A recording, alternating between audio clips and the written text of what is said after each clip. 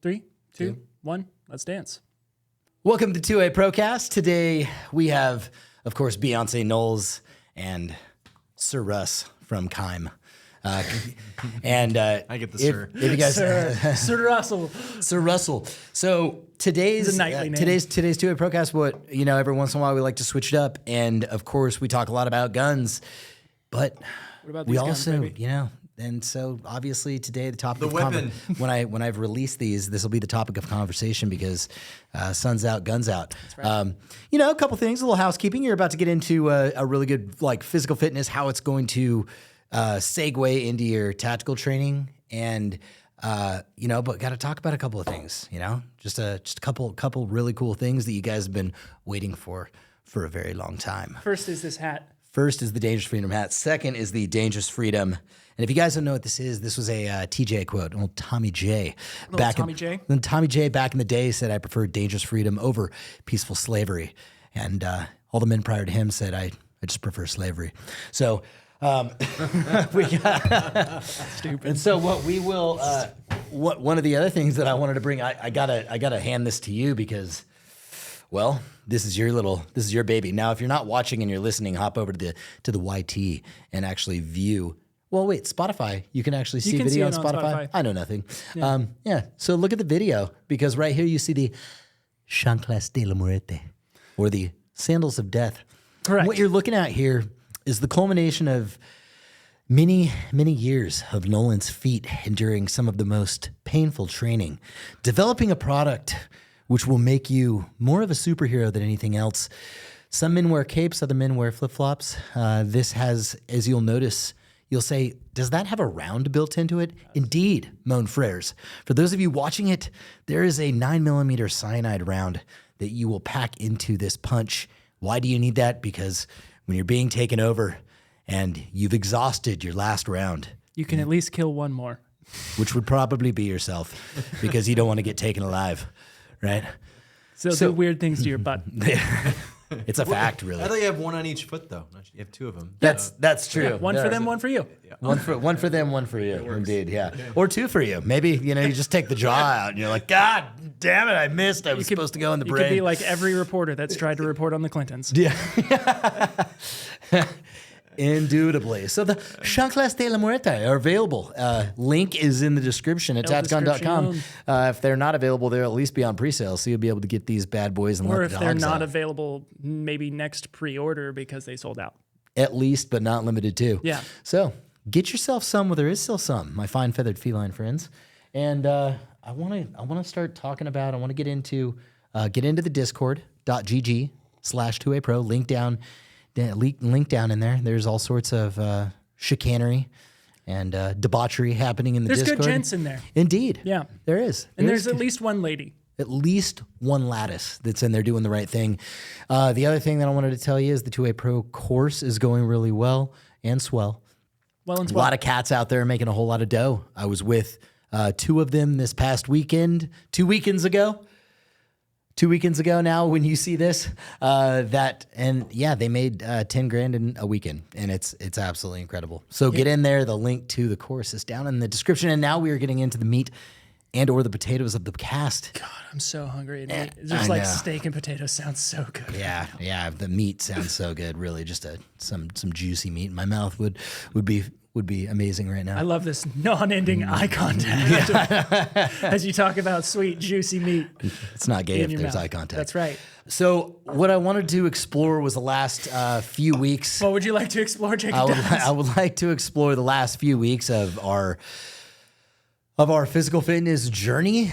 Me putting down the 120-pound dumbbell curls that I used to do and the 415-pound bench press, 10 sets that I used to do, and really get into more calisthenics. Right.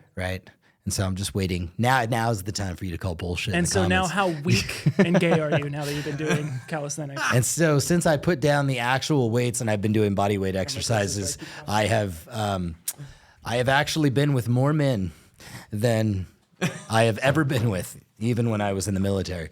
So no, it was. And how much are these calisthenics absolutely destroying your body? Dude, here's the craziest thing is like Russ got us on this program that was like, hey guys, pick up the kettlebells, put down the weights, do the body weight exercises. And I've done, for me, some pretty heavy squats in the past using weight on just a standard free squat.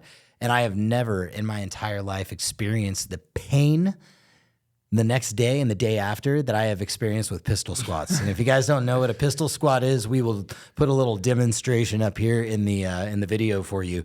But you essentially go down on one leg, let the other leg kick out. It's pure body weight, pure balance, and it is no joke. Even doing 5 on each side and doing that 2 to 3 times, it destroyed. Absolutely wrecked. It destroyed me. Absolutely wrecked me. So Russ, how would you, for those who haven't listened to our previous podcast, which you should, go watch that one, pause this one, go watch that one, then come back and finish this one. Indeed. How would you describe kind of the regimen and kind of the exercises and the routines you have us going on? Yeah, I mean, it comes down to like the tactical athlete. So you guys are interested in weapons, as I. And our first weapon is our own body. And so if you can manipulate, I like that. That's good. That's Yeah. the first. That's the first. Now we might have other extensions depending on what type of activity you choose to do, especially on Friday nights. But nonetheless, when it comes to most activities, if we can't manage our own body, then it ends there.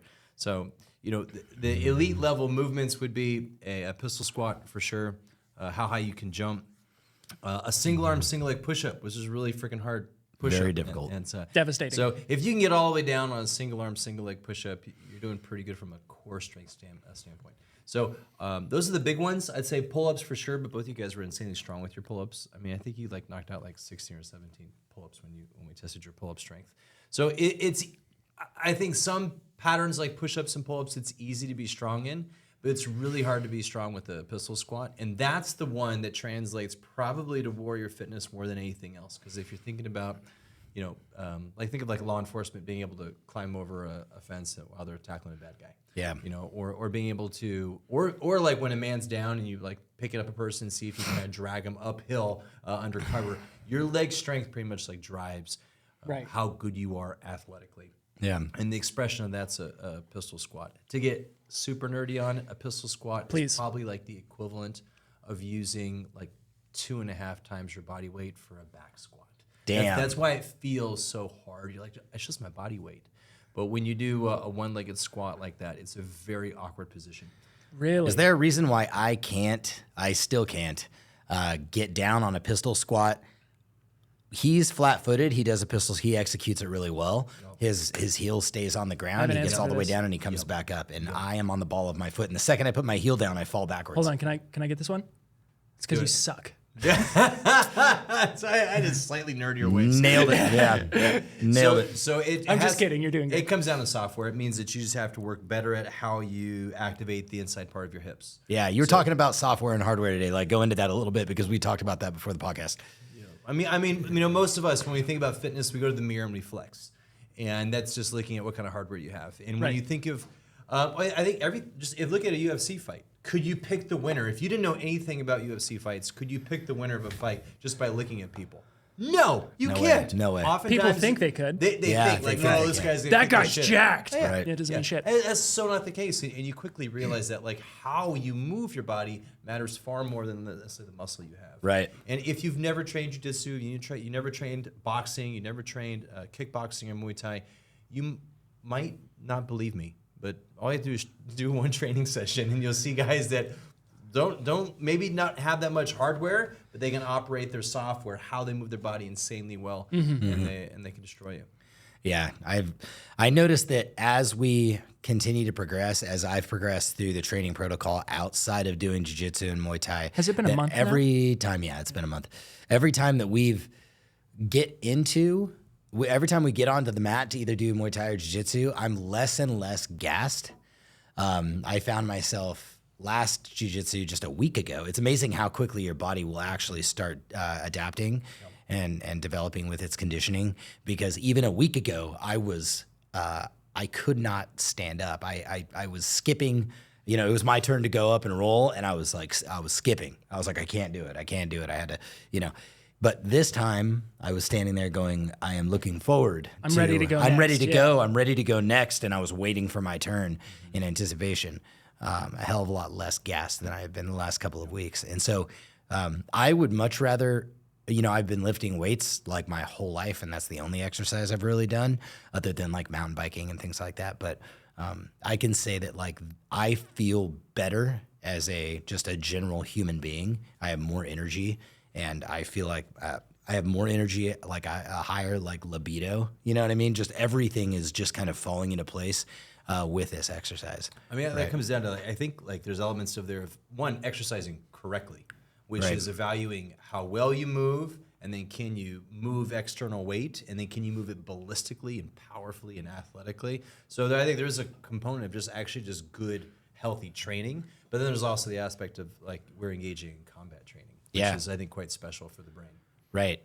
Well, anytime you get the adrenaline spike and the endorphins are growing and all that stuff, I mean, even when we're out there and we're on the range and we're running a dynamic range, it is exhausting to the point where like you start breathing heavily, even if you're not even moving that much. You're just, even if you're on a 9-hole, and a 9-hole, there's just 9 holes in a plywood board, and you're calling off alpha, bravo, 1, 2, 3, and there's all these little holes. Just moving around those holes, I've been gassed before, and I'm really excited to like get out to the range and work a 9-hole after the conditioning has been done to see, am I getting gassed after a 9-hole operation, right? Yeah. Am I getting gassed after a couple mags through a 9-hole? Because that's the whole point of what we're doing right now. We're training. We're starting with the body. We're starting with the actual hand-to-hand combat, and then we're transitioning over into the dynamic range. And those short bursts of energy that you'll find in a dynamic and tactical environment are helpful with this conditioning. So kind of springboarding off of that, like one thing that I kind of have come to realize since falling out of martial arts for a little bit, like used to be my life, grew up in it, doing it all the time. So you kind of get used to that level of conditioning, but falling out of it, getting in the gym, working out, exercising, but then getting back into that style of exercise, fighting, combat sports, as fit as you think you are. You are not. Seriously, the gym, that's the truth. the gym and a combat sport are two different animals. Completely different. You could go run sprints and it's almost not even comparable. I feel personally. Yeah, well, it's like, I do a lot of mountain biking. You and I went mountain biking just a few weeks ago. And I think anytime we go up a hill, it's kind of like, it's something like a race. We're racing up the hill. You try and chase me, I'm trying to chase you. But it's kind of like mountain biking with a cougar behind you. That's like the equivalent of like, because when you're sparring, you're like, fuck, my hands are dropping, I'm getting tired, bam, in the face. Like, oh, keep my hands up, and then bam, in the ribs. And it becomes it is a fight or flight response. It elevates what you're doing. Right. And so like mountain biking with a cougar. That'd be like that the is a good equivalent. analogy. So if that's what you're doing at home, good for you. I think you're doing the right thing. First off, where'd you get your cougar? Because I need to get me one of them. I get mine at the grocery store. Target. With upside down pineapples in their shopping carts. Do you know what that is? No? Is that an El Dorado Hills thing? Is that an El Dorado County thing? I'm trying to think of what's It's going on standard, there. No, the cougars. It's Upside down pineapples? Yeah. Why are they putting pineapples upside down in their carts? It means you're a fucking swinger. You didn't know that? That's like the universal you sign know of that? swinger. I know a lot of weird stuff. Why do you know that? Well, that's because I put the pineapple in my cart wrong one time, and I ended up, next thing I knew, I had a cock in my mouth. It's the craziest thing. I was like, what's Friday night? What's That's happening Saturday here? night, yeah. Why do I have Rohypnol in my system, and I'm being banged by both the husband and the wife? What is happening here? How did I get here? It all came from pineapples. Yeah. I was like, it just fell over in the cart, man. I didn't intentionally do it, but apparently the upside down pineapple is the universal symbol to come, bang my wife. I don't know. Oh my God. Yeah. No shit. That's like an actual thing, man. Yeah. I know in the community. I'm going to go out and start flipping my pineapples upside down just to mess with people, dude. Dude, seriously. Just you'll to get shame them. the little winky wink. Yeah, you'll get them. It's never the ones you want either. Yeah. They'll come up and be like, so I see your pineapples upside down, and I'll go, you disgust me. Yeah. You sicken me. Try again.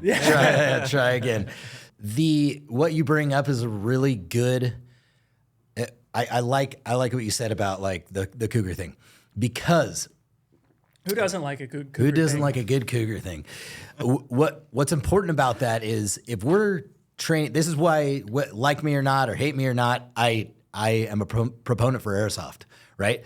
Airsoft training, you have rounds going one direction, rounds going the other direction. Assuming you're doing it properly, assuming you've got a mag inside of a gun that has 30 rounds, right? Yeah. An actual You're not 30-round just magazine. speedballing, yeah. Yeah, double trigger and all that dumb shit. Yeah. But if you actually can do mag changes with 30 rounds of, airsoft bullets, but you also have rounds coming back your direction, what it does, it teaches short bursts of energy from place of cover to place of cover, and you're also getting shot at. Now, aligning that with what you and I are talking about, when you are in a combat environment, let's say you're doing Muay Thai like you were talking about, you're getting gassed, you're getting exhausted.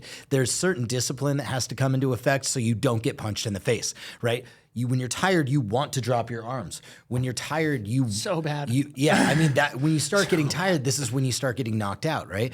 And creating an environment for yourself where when you get gassed, you understand the fundamentals of I still need to protect myself will, I believe, carry over dynamically to a dynamic range.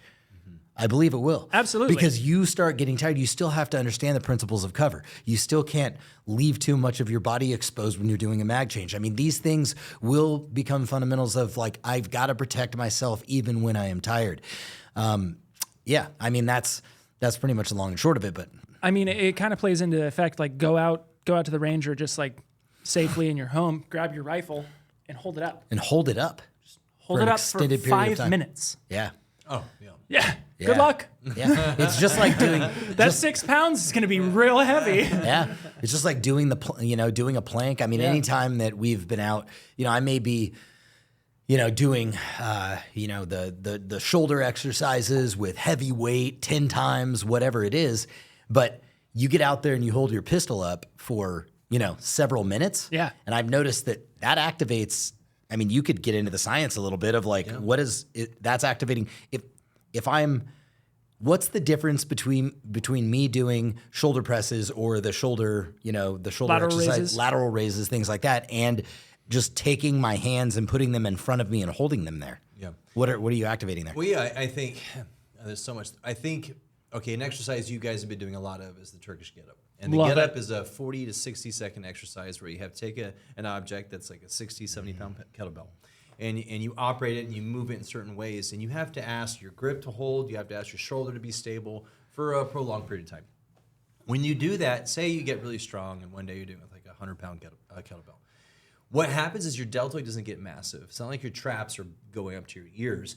What happens is the mitochondria in your muscle cell, local around the shoulder, which is the rotator cuff and the delts, gets a lot more dense. So when we think about conditioning, we tend to think about huffing and puffing from a cardio standpoint. Yeah. But conditioning also exists in the muscle cell itself. Okay. So when you exhaust the cell regularly, it upregulates that organelle, which creates a shit ton more energy. So I'm able to hold that position for a very long period of time because I'm operating more aerobically from that standpoint. Whereas a bodybuilder with huge big muscles now has a heavier arm. Even if you take a few pound object and hold it out there, they're going to get tired because they've been training for power rather than training for stamina. So it just depends on what type of quality you like. But that's why whenever you see any type of athletic person, you don't want them being super bulbous with their body. It's not like these huge bodybuilder freaks are actually good athletes at all. No. At all. No. Not at all. No. And there's a reason for that because too much hardware that you can't control from a conditioning standpoint is actually a detriment to you. It takes away from your performance rather than adds to it. You said something really interesting to me one time when you were talking about UFC fighters or anybody who does MMA. You said I was going to bring this up. I'll let you say it. You said it more eloquently, but it's the which fighter wins. Remember you were talking about the heart rate. But you can always tell whichever fighter wins because whichever one looks best, which means their heart rate is at the lowest in between rounds. So they get a minute rest. Yep. Whoever looks the best and the most fresh after that first minute is usually the one that's going to win. So if we just took a heart rate analysis and said, oh, that fighter's entering into the third round at 150 beats per minute and the other fighter is coming in at 125, the guy with the lower heart rate typically is going to win because they frankly has a more adaptive heart. It's more agile and it can crash lower and they're more relaxed. Got it. And the athlete that's more relaxed usually performs better. I think you can say the same thing for an operator. If the operator can master the breath and has a heart rate that's controllable, they can own that situation. They can manage their body weight really well. They can do things that others can't. Gets a lot more oxygen in the brain, a lot more clear thinking, rational thought process. And we think about that, like we think about tactical training, like, oh, we got to go out there. We have to, how can we get our shot on target with target acquisition and have the fastest splits that we possibly can when we're actually using a shot timer? But the reality is, if we're training for what we're supposed to be training for, which is legitimate self-defense situations, maybe even the ultimate terrible situation where there is shit going on where we need to be activated tactically for a very long period of time, this plays right into that. There's no difference, I would assume, Russ, that if you were in the octagon or if you were just out in the forest and there was an opposition force up against you. Or like everybody's the ones who bug win, out plan where they are all automatically going to leave the city and go out into the woods. Right, everybody's, without their tent. Yeah, without or hatchet. Or fishing line. Exactly, yeah. That's I'm just going to go out into the woods. That's what everybody says. They're like, well, I'm just going to go out in the woods and good luck finding me out there. I'm like, well, what happens when it gets dark and cold and you get fucking hungry? And do you have a blanket? Do you have fire starting material? Wouldn't you think that bugging in sometimes might be the better alternative? Yeah. Because then you don't have to move. You don't have to exhaust your calories. You have calories. I'm telling you, by buddy, means just of food staying storage. in your apartment might be better. That could very well be. You've already got high ground because you're on the 4th floor and you can hit, swag people from your balcony or the stairwell. I don't know. And I've got insulation. So that helps. Yeah, you don't have bugs. There's not bugs there. Yeah. Would you say that the individual who was more conditioned, all things else being equal, right? You're just as good of a shot, your mag changes are just good, but the more conditioned soldier would outperform? Absolutely. Well, I think Nolan hit another part to it. So I think the most conditioned athlete's going to win every time, skill for skill, but also the cognitive element. I think that the more in shape you are cardiovascularly, the clearer you think in stressful environments. There it is. Because you're used to training in a space that you are uncomfortable. I wouldn't say like going to a range and working on your marksmanship is all that uncomfortable. No. But when you're in combat mode or you're training with the kettlebell with a very precise work to rest ratio, and you're purposely taking yourself to a very dark space, often very much like David Goggins-esque. When you do that, you become different mentally, I think, in a very good way. And one, you have better respect for situations, but you also have better breath control. You also have better cognitive awareness, and frankly, you last longer. Does anything happen to the things that are ignited inside of your body, like endorphins? What's the other one? Adrenaline. What's the other one? I'm missing one. There's 3 of them, right? There's endorphins, dopamine, endorphins, dopamine, and adrenaline. Okay.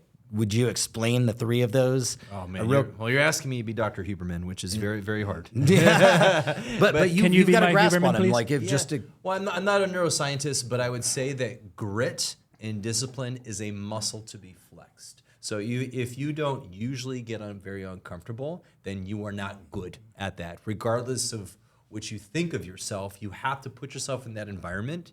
That would be the same person that'd say, I'm really good at pistol squats without ever actually working on a pistol squat. Right. It is a muscle in the brain. The Huberman Lab just covered this recently with a post with actually David Goggins, and they spoke in detail about this part of your brain that operates from a grit mindset. I really like how you phrase that. It's a muscle to be flexed. Yeah, you have to work it. You can't just say, I can was do good. it." I was Yeah. once good. Yeah. I was good once as I ever was. I've been there. Yeah. Uncle Rico, bet you I could throw a football over the those mountains. mountains, Yeah. What you once were is not who you are now. Let's be very clear about that. Genuinely. Yeah. It's so true. Like I said earlier on, like growing up and doing martial arts in the studio for like 8-10 years. Yeah. And then taking that hiatus out of the studio, out of somebody pushing me to that limit, out of sparring every day. Yeah. And I'm like, yeah, I could handle myself. And then getting back into a Muay Thai class and having to spar, I'm like, I know. oh shit, I have fallen. Literally black belt in Kempo, and I was beating the shit out of Nolan every single time him and I got onto the mat. I was getting raw dogged. It was I was unbelievable. kicking his fucking ass. Couldn't even hold a candle to what I was doing. Yeah. But I think it's the touching on the cognitive aspect and that grit, getting into that suck is because, like, if for any of you out there who have done a combat sport and you've gone 10, 15 minutes of sparring, you guys can attest to it. After that 15th minute, your combos aren't there anymore. Oh, they don't work. Is, oh, yeah. Yeah. Oh, yeah. Like Right. you can't even think of the next move. You're like, I just need to not get hit and try and get a jab. Yep. And so what comes in that point, and I would assume, are the fundamentals. Yep. Right? Yep. Fundamentals start kicking in where all the fancy shit, like you even see it in like, you'll see it in UFC fights, these crazy, Not after the third round. the crazy roundhouse kicks to the face. Like, whoa, that's cool. He did a flying squirrel kick to the, that doesn't happen in round 3. Nope. Yeah. Nope, it's gone. Yeah. It's all gone. Yeah. It's all fundamentals. It is, can I land this kick to the leg, this cross to the jaw, or a front kick? Yep, 100%. Yeah. So I think there's something to be said about how this translates. Either getting into, some of you guys may have the resources, both the time resources and the financial resources to get in there and actually train with jiu-jitsu or Muay Thai. I highly recommend it. If you don't, calisthenics and getting your body to a point of exhaustion. What is your opinion on HIIT training? Well, yeah, I think, when it comes to like a lot of the kettlebell work, so you could mix in calisthenics and kettlebell work. What's interesting about a kettlebell is it's really only like 30, 40, 55 pounds. So it's not really a lot of weight. When people are doing, bench, they're like, oh, I bench 260, and I squat 330. You get these really big numbers. But when it comes to kettlebell, it's like, it's just a 55-pound kettlebell. So then it becomes down to how powerful can you move it? Can you move it with speed? Can you move it with control? Can you ballistically move overhead? Can you control it for 45 seconds in these ways? So it's a different kind of game, more of an athletic game. But because it's a different game, the workouts with the kettlebell tend to be heavy on conditioning. So that might mean that we work for, say, 30 seconds and you rest for 20. So, or you work for 45 seconds and rest for 15. Mm-hmm. So you basically set the rest interval. And then your heart rate becomes like this sawtooth pattern. If you could see like the sawtooth of it gets jagged but starts climbing, and then you might take a break, hit a circuit, let it recover, and then you do it again. And when you wave your programming like that, it becomes a conditioning experience, and it's a game not of strength but of recovery. Mm-hmm. And you kind of master, the weight starts to feel really light only once your recovery is getting better. And so that's kind of where conditioning versus strength, it's actually married together. What good is your strength if you tire easily? Right. Yeah. Yeah, and I think something that's like really important that you touched on previously is if we're training to be in a tactical environment or training to defend ourselves, then what we need to be doing is there's intelligence that goes behind tactical movements, right? Where do I how should I approach this situation? Do I flank? Do I, target acquisition? Like, what is the right target? Am I shooting the right target? Am I, what does my breath control look like as I'm pulling the trigger? Am I actually behind cover? Am I actually behind cover? Am I operating with good breath control when I'm squeezing the trigger? Right. Am I slapping the trigger now because all I'm doing? Now, I can imagine that those really bad habits start to present themselves, especially when you're exhausted in a tactical environment where you're shooting a gun, right? How quick is your mag reload when you're exhausted, right? It's your body is shaking. It's it's full of adrenaline. It's but if your heart rate is down, your mag change is going to be faster. Your intelligence in that tactical environment is going to be better. You're going to understand where your targets are because you don't have that tunnel vision that you kind of get when you start getting really exhausted and you see the black, kind of like coming in, right? Because your body is just trying to get oxygen, I would assume, and it's very difficult to think outside of the box. Well, it's something that I like to touch on a lot, and this goes for any type of sport, I would say, especially combat sports like shooting and fighting. There's really 5 or 6 different things that you need to know as the basics, and then you do that, and that is everything else. Right. So in fighting scenario, right, you have a straight punch, you have a hook punch, Yep. you have a round kick, Yep. you have a straight kick. Right. Okay, there's 4 things, and that's all of fighting. Yeah, That's right. all of stand-up striking. It's just thrown in different ways and different combinations. Right. In shooting, it is, how do I squeeze the trigger? Right. How do I reload? And how do I manipulate a malfunction? Right. There's 3 things, Right. And you can get more into the fundamentals with Right. breath control, Right. Things like that. understanding dope and how to gauge distances. So Yep. there's that as But well. are you going to be gauging distances when you're absolutely at exhaustion? No. Are you going to be even thinking about holdovers? Put dot on target, pull trigger, and try not die. Right. That's exactly what's going on. Yeah. But as you become more conditioned, you can get further and further into a fight and potentially still maintain those fundamentals. And that's why conditioning, I think that's the whole point of what we're doing right now in the podcast, is like, that's why conditioning is important. Yeah. So many people want to go out, they want to put dot on target, they want to look at my shot group. Yeah, but what's your shot group look like after you ran 3 miles? Yeah. Seriously. That's an unfortunate part of the flat range kind of mindset is we get into these ranges that are 40, 50 meters. Yeah. It's the same idea of getting into a soft studio with padded gloves. Yes. You don't realize how hard it hit, like a punch feels. But you get in this 50-meter range and you move back and forth, and yeah, sure, maybe you sidestep a little bit, but all right, let's talk about this for a second. What if you had to run a mile real quick? What if you had to run 100 meters? What if you had to sprint 100 meters and then make a shot? Right.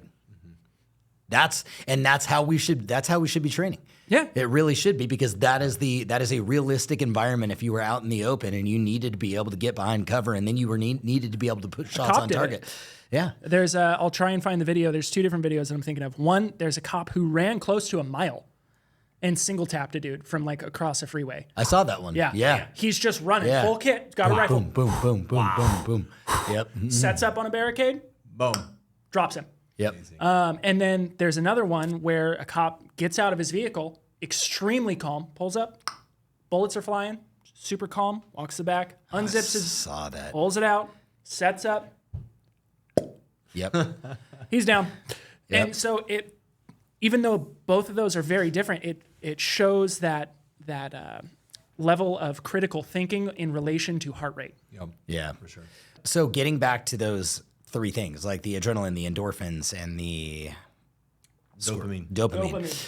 When we do calisthenics training, or when we are doing MMA, for example, jiu-jitsu, Muay Thai, kickboxing, boxing, whatever it is, we're activating some levels of dopamine and endorphins. Obviously, those things are happening. Now, if you train on a regular basis physically, are you training your body to produce more of these? Is your body regulating them better on a regular basis? Like what's the difference between those components and training on a regular basis than not training and having those things enter into your body, like adrenaline and endorphins? Yeah, I think we're definitely learning how to operate with an adrenaline high. So you're implementing a skill with this rush.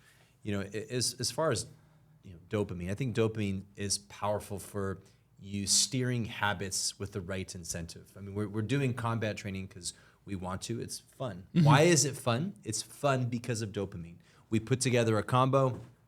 I think of that combo like, all right, Nolan typically likes leading with his left, and he likes diving in that way. And then like, if I do this, if I fake him here and I hit him and it works, like it's like, oh my gosh, it's so awesome, right? And then I try it again and it doesn't work, and you fucking nail me right in the nose. And I think we need to kind of harness the power of neurotransmitters from that standpoint, because it helps us get addicted to the activity. Right. And we're doing the activity because we're convinced that it's good for our health, it's good for our mentation, it's good for our body. We become a more powerful weapon in doing that. So I think there's a lot of things at play of kind of harnessing the power of neurotransmitters, but said in a deeper context, we are born to sweat and we are born to work. If we don't work and we hide behind machines and tools and things to do the work for us, our body becomes more unhealthy. We get more angry, we get more bitter, we get more sad. All the bad things in the brain happen from not enduring some type of suck. And then you just have to pick. And for us, I think there's plenty of reason to go.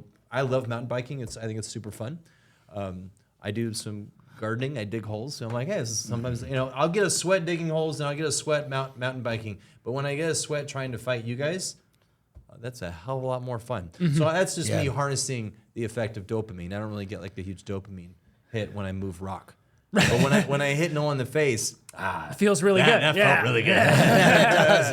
It does, man. Yeah. I think it's incredibly important for all people in general, but especially males, to get out there and get into a combat sport, guys. Yep. Feel it. Like if you like you were saying, if you're stuck behind a machine, if your job is pencil pushing, if it is, working in an office, even if it's construction, you get to use your body more in construction, but it's still not in the same way of getting that dopamine release, getting that suck out, getting getting stuck in the middle of, if I don't keep my hands up, even though I'm exhausted, I'm going to get hit in the face. Right. Yeah. It's super important. We're just, and like you were saying, like we're built for that.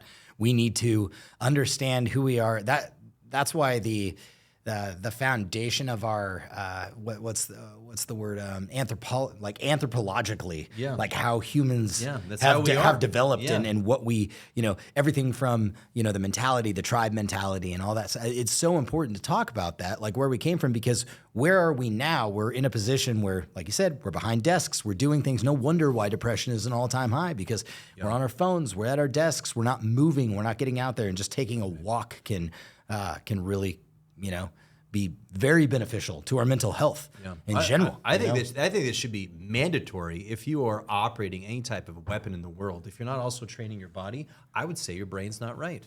I would go so far as to say neurochemically, you're probably not in a great space unless you endure some suck. I would put it out there. Go ahead and research Peter Attia on the topic, research Huberman Lab on the topic. Go to these guys that are good thinkers in the neuroscience and medical space, and there's basically a very distinct agreement of there is like this men-women play going on in the brain. The male brain needs to endure this suck. Jordan Peterson talks a lot about this in his book, 12 Rules for Life. But if you don't get into a dark space from a training standpoint, I just call it like a good sweat. It could be like HIIT. It could be go to town on the kettlebell. It could be mountain biking with a cougar running behind you. But if you engage in some type of combat sport, it does all the right things for our brain, and we become actually more at peace inside, and then we can operate weapons just better, more effectively. Whether it's breath rate, whether it's good stamina through your body, but be in a healthier spot mentally. Right. Yeah. How are we supposed to be in a how are we supposed to understand how to operate inside of a dangerous situation if we don't put ourselves in a dangerous situation on a regular basis or on a quasi-regular basis? Right. Right. And I mean, like most of the listeners to this podcast, they appreciate the reason why we train. They understand the fundamentals of why we train.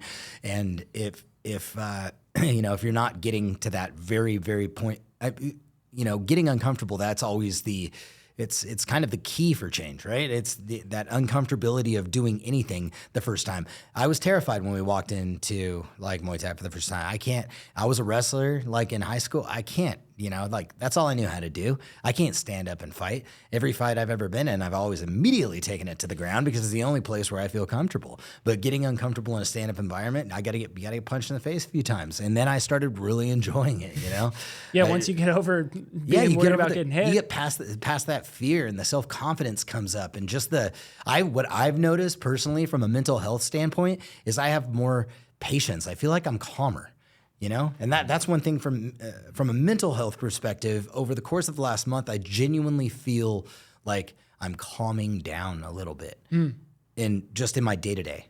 Like my reaction. I've noticed that a little bit. My reaction to my kids, and if they're, screaming in the background and my kid's having a hard time, I found myself losing my temper a lot more before I started doing this. For a second, I thought you were going to say, I'm losing my temper so fast, and I just hit my kids. I know. Keep those hands up. But the more violent we get it, I was like, I've really found myself beating Before I used to just double leg them. Now I just give them a jab. Double leg them. Now I know how to really throw a punch at them. You know what I mean? And they're really behaving now, Yeah, I got my hook down, No, but it's so true. She hasn't left the kitchen since. It's great. Yeah, she hasn't left the kitchen. It's so true. It's getting out that internal aggression that most humans have, especially males with all of our testosterone. It's getting out that need to just that primal urge. Like, it does. Like how many people out there, like me and my buddies, we do stupid stuff when we go hang out all the time, as men should. But like we'll go out to the lake, right? And me and one of my friends, we'll just find heavy shit and pick it up and throw it. Yeah. Like just, how many of you guys are out doing that? Well, let me tell you a little story behind that about the primal urge of picking heavy shit up and throwing it. Breaking shit and just fucking throwing it. I go on a ruck with my son a few times a week, throw him on my back, and I take him out to the lake. Dude, he dropped this giant rock. I look away for a second. Well, I didn't even look away. I just saw it happen like in slow-mo, and I couldn't get over to him fast enough. Now, there's a ton of rocks to pick up and throw in the lake. And he loves picking the rocks up and throwing them in the lake. And he started with the small rocks. Haha, this is fun. And then he gets to the bigger rocks. Haha, this is more fun. And this little dude, I'm talking 2 years old, is lifting up a rock. And I swear, I picked the rock. It's like Fucking Atlas stone. 15 pounds, that's half his body weight. And he's lifting it up and turning it over, trying to pick it up so that he can throw it in some fashion. Hell yeah. Right? And he is done with the small rocks. Now, this is his innate response. A 2-year-old boy. I'm not training him to do it. I'm not telling him like, hey, now pick up the heavy rock. He is just progressively, now I need to pick up some heavier shit and throw some heavier shit. And he rolled the rock over on his hand and it took his fingernail off and he was all sorts of pissed. Whole deal. He was all sorts of pissed off about that. You know what I mean? But what did he do the next day? He's picking up heavy ass rocks. And I had legitimately, I had him out there the next day. He's doing the same thing. Yep. Didn't give a fuck. Like, he's like, because that's what he is built to do as a human and as a young man, right? And so, like, putting our kids in front of an iPad and not allowing them to get out there and, like, exercise their strength, even at 2 years old, is a really bad idea. Now, does my kid watch cartoons while he's eating some food? Yeah, whatever. But he doesn't sit there all day and watch cartoons, right? He's out getting active, lifting up heavy rocks, doing the thing.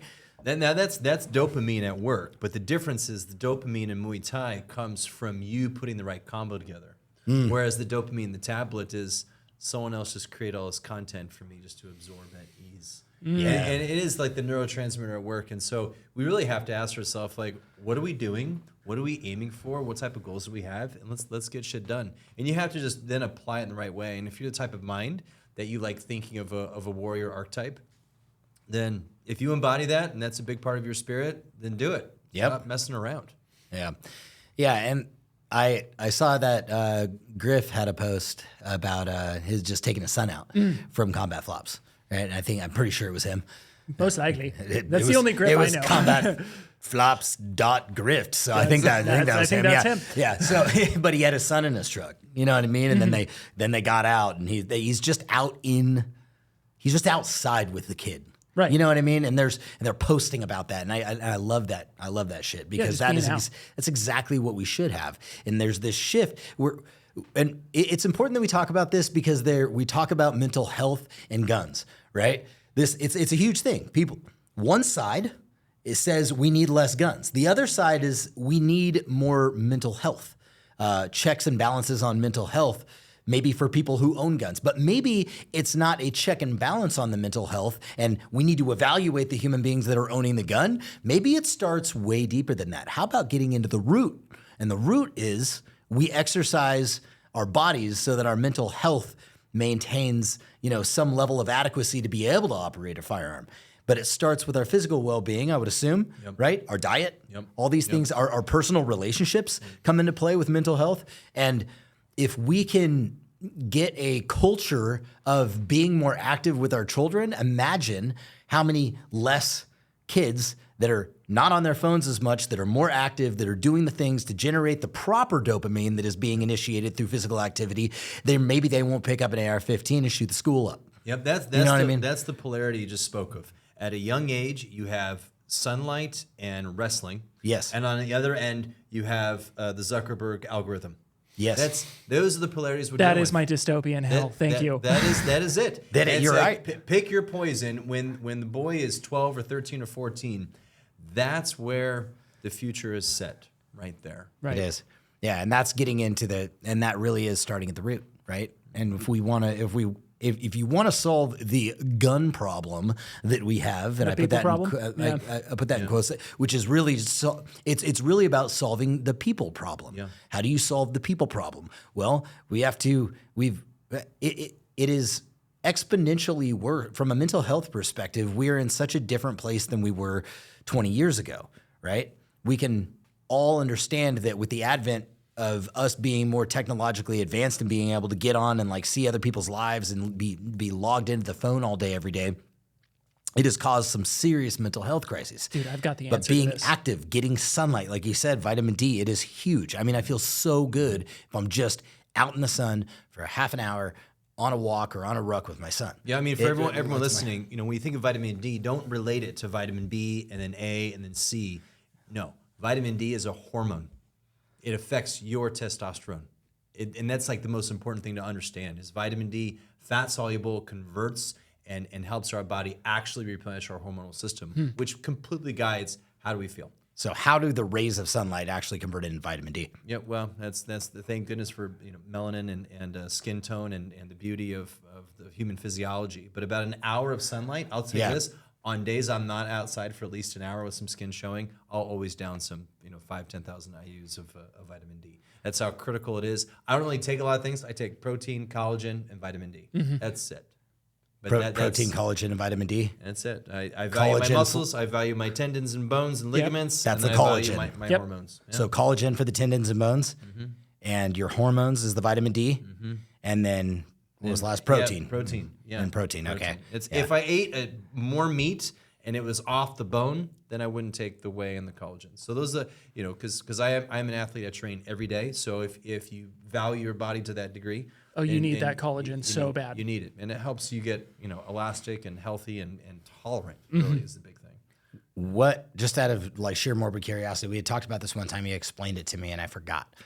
When the sunlight hits your skin, what is happening to actually give you vitamin D? How does like a ray of light So put the vitamin D inside of your body? Melanin in I can tell you skin. how to put some vitamin D inside your I body. bet you could. I'm sorry. Continue. I love it how you think. Jesus. Yeah. I love it how you think I'm, a neuroscientist at heart. But I am a physical therapist. So but you So have you're more. a- Here's the deal. Here's You're a the way. neuroscientist. This yes, is exactly. Smartest man on earth. That's right. well, You're smarter than me. That means you're a neuroscientist. This is the deal, right? So anytime you're in a room or an environment where anybody has like more knowledge about any sort of subject, like I'm going to ask the question because you know more about this stuff than me. Even if it's incrementally more, doesn't matter. You know more, right? And most of the things that we've been talking, way more. But The melanin in your skin helps convert sunlight into vitamin D. Got it. But think of the sun as the master of all energy from the earth. So plants. When fish eat plants and then we eat the fish, we extract the same beautifulness of DHA and EPA and all of the substrates of the fatty acids that help our fat profile, our lipid profile. So we're extracting the sun energy from grass-fed beef, from organic chicken. When I say grass-fed, I mean they need to be eating the foods that the sun affects. Right. So we can, get the value of sun in a lot of ways, but getting it from sunlight is a very direct way, clearly, and essential. So based on that, would you say there's more vitamin D deficiency in darker skinned people than there are in lighter skinned people, or less? There is a fact. I'm not gonna. Don't quote me on that. But I do believe one of the tones has a harder time with it. So Like darker tones, I think so. I think darker tones need more time in the sun to help convert to vitamin D. But So what you're trying to say is you don't like black people. You heard it here, folks. Russ is racist. my nana will roll over. That's it. We're posting that all over the internet. Clipped. Jesus. So what do you guys think about this? It's a slogan. I already hate it. 2025. More sun, less soy. Ooh, I like it. That's a good goal. This is how That's we a solve good the people goal. problem. Yeah. More sun, less soy. The people problem. All people? Sure. Okay. Yeah. Got it. Legitimately all people. All people. Yeah. Yeah. More sun, less soy. Everyone. Yeah. Everyone, get out there. More sun, less soy. More sun, less soy. Got it. Vitamin D, collagen, protein, pretty simple stuff. You don't need to train. Train. Show up and train. Yeah. And then go to sleep on time. That's there it is. Yeah, a little bit of sleep. Go to sleep on time. Dude, getting to bed at Recommend- time is so important. Yeah. It's so Go to important. sleep. Like, Yeah. what good are you doing? Just scrolling through either Netflix scrolling or phone scrolling. Nothing. Nothing good. Nothing. Nothing good. Yeah. So here's the key point. Everyone kind of, especially a lot of men, care a lot about testosterone. We release hormones most distinctly at our deep sleep times during nighttime. So we usually kind of have about 3 or 4 sleep cycles every night, and we'll have a deep sleep component in there. So say like 20, 25 minutes through each cycle, we'll get into deep sleep, and that's a very important time for our body to go through, and it releases a lot of the growth factor, growth hormone, that helps repair everything, all the damage that we did from great training. When we go to sleep on time, we give ourselves many cycles to get into deep sleep that then helps us regenerate. And if you rob yourself of sleep, you're robbing yourself of how many cycles to get into deep sleep, and you're basically robbing yourself from your recovery. So there's no free lunch. And if we take it rather than 8 hours, we trim it to 6 hours and say, I can operate with 6 hours because somehow I'm special than all other humans on earth. You're really like full of it. You're not, you know, you're getting cut. You're getting cut and you don't know it. And then when your body breaks and you don't know what to blame, It's probably your sleep. Yeah, we do. We know what to blame. Do you know if are there any studies regarding like sleep and the longevity of your life? Oh my gosh, years to your life and all that? Infinite amount. Yeah, just follow Huberman. I reference his podcast a lot, but follow him on sleep. Yeah, and it's 7 to 8 hours. There's just no way around it. If you're not getting at least 7, you're harming yourself for sure. Got it. The increased likelihood of all of the bad things. Name one bad thing, and you have increased likelihood if you get less than 7. So gold standard, if you're really athletic, should be more like 7.5 to 8. Okay. Interesting. I don't quote me, but I believe there was a sleep scientist on Rogan one day or one of the podcasts, and he was talking about the people who say they can go 6, they can go 5. I think there's like it's a minute. It's like 0.03% of people, if that, can actually operate on 5 or 6 hours. Operate optimally. Optimally on 5 or 6 hours. I mean, anyone can exist, but whether or not you're doing it well, right. Right. Like I could get 3 hours of sleep tonight and exist, Sure. but work is not going to happen. No, definitely not. Yeah. Yeah, it is important. So one thing that I will say too that has been incredible and that has absolutely changed since the protocol of my workouts have changed is I get higher quality sleep with the exercises that we've been doing and the martial arts that we've been doing, just the calisthenic exercises like we talked about before. I'll just explain it. That's the body weight exercises, very minimal rest, 45 seconds of, high intensity stuff, and then 15 seconds of rest. That type of shit, I will sleep, not wake up, like not even to go to the bath. I literally pee myself in bed. No, I'm just like He started wearing diapers. I just started wearing diapers, but I get incredible sleep with the workouts that we've been getting based on the comparison of just heavy weightlifting. Yep. It's significantly different. The quality of sleep is amazing. What's been interesting is some of these kettlebell workouts that we've done.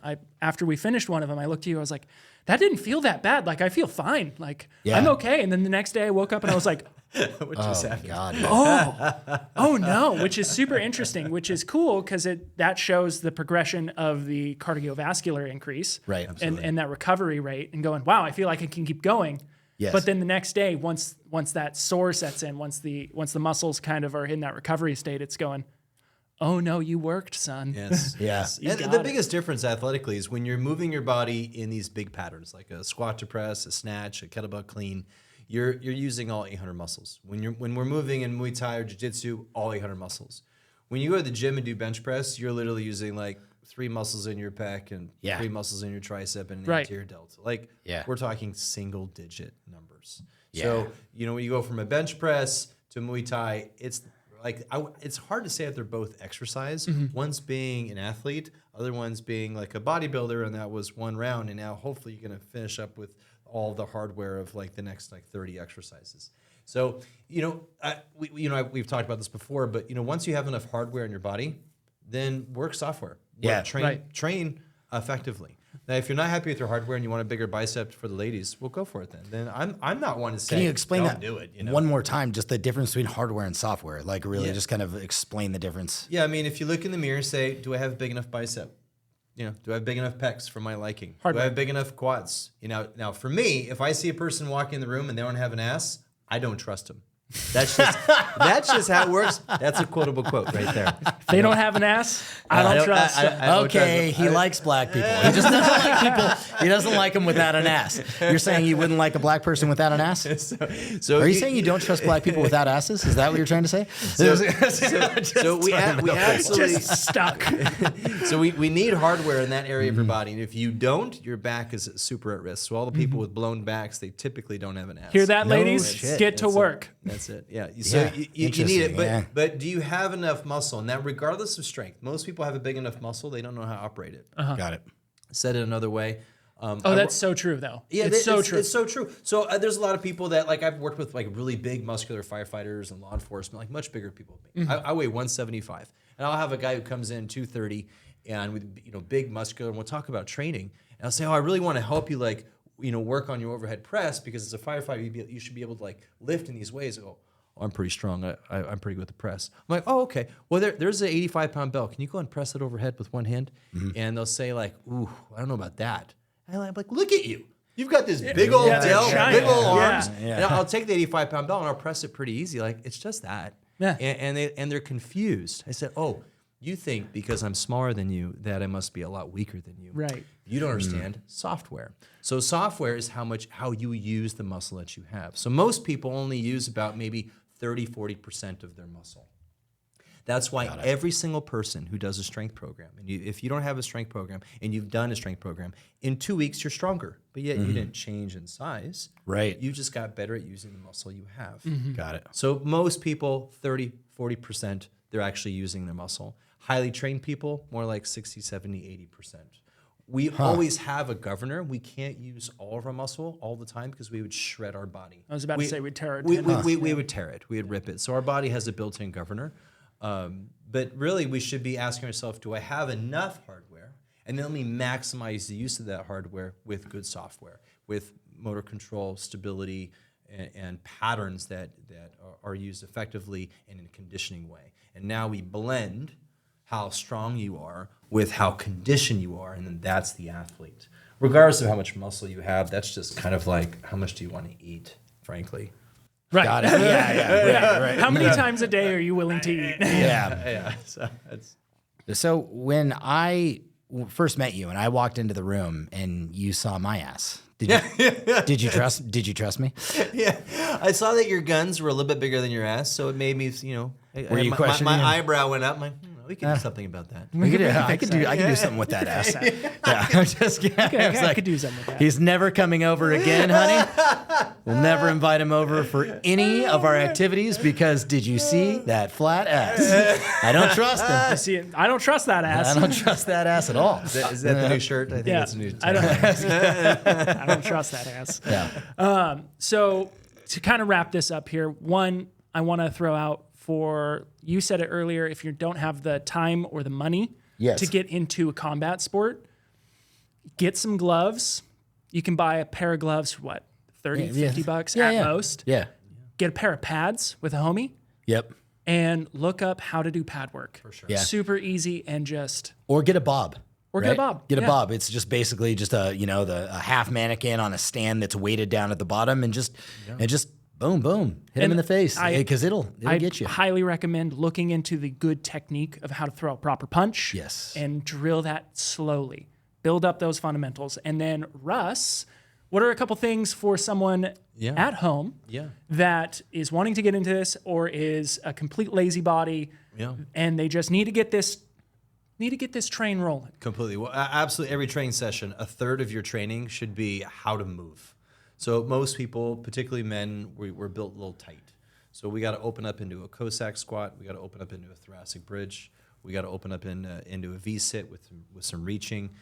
Do some pistol rolls, which is basically a pistol squat, but you kind of roll in and out of that pattern. And you do those type of movements and you start to feel much more athletic because you're opening up your body. So a third of your entire training session should be just opening up your body, not stretching. It's more like calisthenics stretching. It's not necessarily like sitting on the floor and doing some basic stretches. It's being dynamically active. It's that active kind of. Yeah. So you really want to challenge how well you move. And the other 2/3, if you're weak and you lack hardware, then do some strength training. I did a fair amount of bench press and squats and deadlifts. For sure, I've put myself through some cycles because I wanted more hardware. So if you need hardware in your body, then spend a third on hardware and a third with the sweat. Yeah. If you don't need hardware and you're happy with how much you weigh and how much muscle you have, then the other 2/3 of the program can be like a good work to rest ratio, say 30 seconds on, 30 seconds off. Implement, it could be a clapping push-up, could be a squat jump, could be a kettlebell swing, Turkish get-up, could be some handstands, some pull-ups. Yep. Implement some really full body exercise. I do love the kettlebell. We've got a lot of kettlebell YouTube links to kind of reference for videos that we can drop in. And start playing around with your skills because most people need better skill with how they move. That app that you have Nolan and I on for these exercises Bridge. that are pretty much all body weight stuff, it's the Bridge app. Yeah. right? So we put And- that program together for you. Yeah. Right, exactly. Now that does entail there's like a membership on that. I would Yeah. assume, that you have to get in and like log in and do the thing, which we could probably like nail down the details of that later, maybe, sure, and then announce it to anybody that wants to get into something like that. But yeah. right now we could just kind of put some of the links right on Okay. your Yeah, page, and then absolutely. just start playing around with the Turkish getup, a kettlebell swing, a strict military press, a single arm front squat. Those would be like the basics. We can easily drop those videos down and start working Okay. on these patterns with like a 35-pound kettlebell, and just implement like maybe 30 seconds on, 30 seconds off. Do it for say 25 minutes with a few breaks in there, and have fun with maybe 3, 4, or 5 skills in a session. And you can, which is basically your guys' workout. Right. I Right. just made it tailored, to your skill set. Right. Right. Now, when if somebody out there right now is thinking about like, okay, I'm gonna get started, I'm gonna do this stuff at home, and I'm gonna buy a kettlebell. Do you have ranges? So if a man is between 150 and 200 pounds, he should probably get a 50-pound. I mean, Yep. do you have a range of like where you would start with the For sure, kettlebells, for or sure. how many kettlebells you need? Do you need 2 of the same weight kettlebell? What, Yeah. what So would I the cost be? recommend most men get a 16, 20, 24 kilo, which is 35 pound, 45 pound, 55 pound. So that I was hoping you were just going to leave it on kilos. Yeah, 35. Should I let everyone do the math? Like, what the hell was that?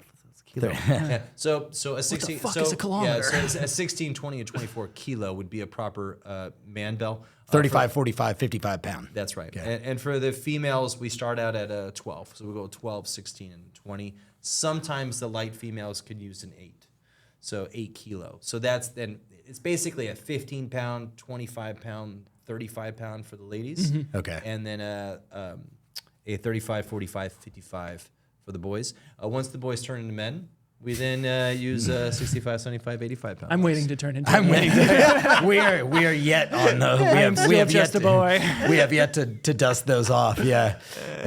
It's interesting because We did 55 and 60 last did we kettlebell, I think. on the Turkish Yeah. get-ups. Yeah, we did. Yeah, we're working our way up to the half our body weight for the Turkish get-ups. So For sure. I want it so bad. I know. At Christmas time, you guys have to do that. So it's maybe by Labor Day. By the end of summer, I think it'd be fun if you guys try a half body weight. I think kettlebell. I think we can get that. We should put that on the pod. That's Yeah. Yeah. That would be good. That would be good. The first test, Yeah. see. See if you can get it. Here goes nothing. Yeah. Yeah. So a half body weight get up. I didn't make that standard. Pavel, strength coach for Strong First, said that that's to be a man, you need to do a half pound or a half body weight get up. So that wasn't my rule. I just adopted that rule because I thought it was pretty sick. It's a good rule. What do you get? Like, where do you? So there's the 3 things that you take. So if anybody's like, well, I want to be able to supplement a little bit. Obviously, collagen. What do you use? So what do you typically buy, and how much do you take? On a basic format, half your body weight in ounces of water, and I recommend electrolytes. 0.8 grams per pound of protein to operate good, healthy muscle. Muscle has about a 30-day turnover, so you always need good protein. If you don't have enough of it, then your muscle tends to be a little withered. It tends to hang out longer than it should. It's not as vibrant. So you want enough muscle so that normal regulation, normal regeneration of your muscle cells in a healthy way. So again, 0.8 grams per pound. I took that standard from the International Sports Science and Nutrition Standard. Got it. So 0.8 gram per pound for protein. If I weight 100 pounds, I'd eat 80 grams of protein. Yeah, so if you weigh 200, 160. 160. Got right. it. So that should be a minimum. You might be existing with less that. I'm just saying your muscle is not as healthy. Now, here's the thing about muscle. Most of us get it from the butcher, and the butcher strips it off of the carcass. So 800,000 years ago, we discovered fire. So we were used to 800,000 years of cooking protein in fire with the juices and ripping it off the bone with our teeth. We're not used to stripping it off the bone prior with like these beautiful fillets. So I take collagen because I buy into that story, that we're actually meant to have the carcass in the juices of collagen, in the juices of the bone, in the juices of the soft tissue. That bone marrow kind of in there. That's yeah. right. So that's what collagen is. It's bone marrow, cartilage, skin, tendons. Yep. But we tend to eat meat that's lean. Got it. even if it's not lean, say it's like a fatty hamburger meat, then it's just fat. It's actually not connective tissue. So if you don't eat connective tissue, you're not eating collagen. That our body needs it from a hair, skin, nails, the beauty standpoint. Can't you tell? Yeah. But also They're tendons, lovely. bones, and ligaments. Yeah. So I buy in that story. So either you eat meat off the bone regularly, or you just down the bone. So I just get collagen, and we just down the hatch with a little bit of water. So you just basically get like a 10-gram scoop, put it in water, drink it. So you're just drinking bone. Just straight up scooped Straight up bovine scooped bone. bone powder. Bone powder is what it is. It's just straight bone Yep. powder Yeah. that's dissolved I have a in water. collagen protein, so it's like a 2-in-1. Yeah. So there's plenty of research that says Every if time- if you have collagen and protein together, you actually get better muscle. Oh, no shit. My collagen- muscles are better than yours, so Yeah. So collagen helps tendons and bones. Whey and mammalian muscle and fish help our muscle. But if you blend them together, the body says, "Oh, this is how it's supposed to be." It's a good time, Yeah. So it actually does the best for both. But And- that's it. Yeah. Nolan actually doesn't need vitamin D because every time he gets promotions often. So he gets vitamin D every time he gets a promotion. This is a fact. this is because I said my muscles were better than yours. Now, he's like, I'm ready for a promotion, and I give him some vitamin D, if you know what I'm saying. Yeah, so he doesn't need to go get it from the store. He gets it directly from the source. It's gotten 18 promotions and 0 He is healthy as a horse. Yeah, no, it's good to know. Cool. And then as far as the vitamin D goes, if you're not getting 30 to 60 minutes of sunlight, you do what? Yeah, I do 5,000 IUs as a minimum. If it's deep in the winter and there's not a lot of sunlight, period, or it's cloudy, then maybe 10. Cool. But usually between 5 and 10,000 IUs, which is, from my readings, again, I kind of reference, for all medicine, I reference Peter Attia. For all neuroscience, neurotransmitters, and the more fun topics of medicine, I reference the Huberman Lab. I love those two sources. And from them, I learned that if you're getting vitamin D3, then also have K2. So D3, K2 combo helps with bioavailability. It's fat soluble, so you have it with like a little bit of fat. So I want to ask you a question. This is going to sound silly. Oh, here we go. What's your take on the whole booty hole sunning? Oh. Wait, did I hear that correctly? Booty hole sunning, yeah. Wait, tanning your butthole? Yeah. Jesus. Have you guys ever seen that? I have not seen this. Is that a regular thing to see? Not Do out you and see about. that? Where are you hanging out? And like, Well, let me tell you. How'd you know the pineapples were supposed to go upside down? Is it a safe space? No. I've seen it on the internet a little bit. It's kind of like the same idea of kind of like a red light therapy almost, but it's getting that vitamin D and the sun rays on more sensitive areas of your skin. Yeah. Oh, you're pushing my brain to a limit. That goes back to the other one. about I'm the pretty skin sure tone. I would get arrested. Where you live, yes. Yeah. It just depends on where you do it, I guess. Do not do it at the beach. Just, what are you doing? Just tanning my butthole, man. Do you Yeah. mind? It's fucking America. All right? I'm sorry, I thought we were in America. I stumped him. Yes. Yeah, way to go. Yeah, I have a loss. Yeah. Fair enough. Nothing. Call yourself an expert. Don't even know about butthole tanning.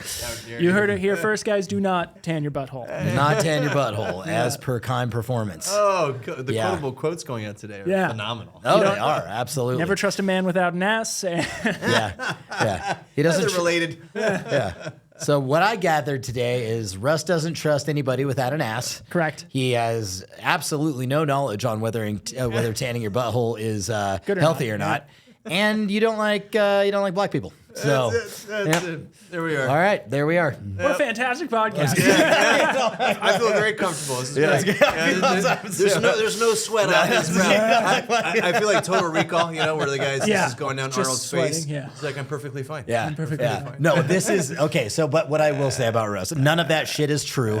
Obviously, I'm Except just for being, the whole just being ass thing. except for the ass thing. I'm just being a total asshole. Now, I will say this about pun. you, my friend, on a public forum, is that when I met you, I didn't like you.